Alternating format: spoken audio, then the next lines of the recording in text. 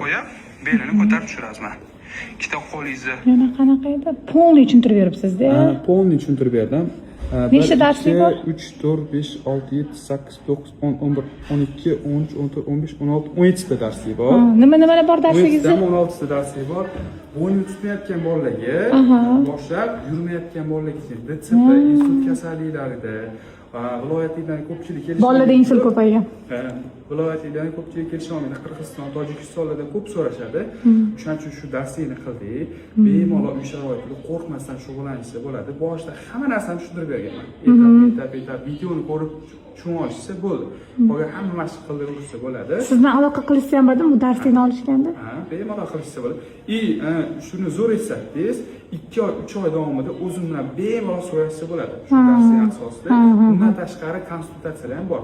Ya'ni darslik 3 ta tarif bor. Ikkita tarifda konsultatsiya